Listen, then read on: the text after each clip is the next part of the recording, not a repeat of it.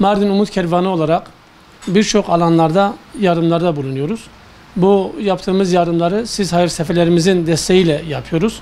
Okul dönemi yaklaştı. Bizim yardım yaptığımız alanlardan bir tanesi de kırtasiye yardımıdır.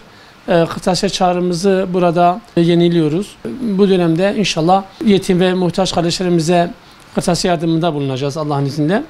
Yardımsever halkımızın desteklerini bekliyoruz. Bu anlamda çağrımızı yapıyoruz. Yapacağımız yardım belki bizim açımızdan çok küçük bir meblağ olarak gözükebilir. Çünkü yapacağımız yardımın miktarı 250 lira olarak belirledik her bir öğrencimiz için. Bu sizin açınızdan küçük bir meblağ olarak gözükebilir, ancak bizim yetim ve muhtaç kardeşlerimiz için bu büyük bir yardım olacak. Belki de yıl sonuna kadar sizin yardımlarınızla almış olduğumuz kırtasiye malzemesini kullanacaklar ve bu anlamda herhangi bir sıkıntı yaşamadan bu yılı tamamlayabilecekler. Bu anlamda bütün hayırseverlerimizden, kardeşlerimizden desteklerini bekliyoruz.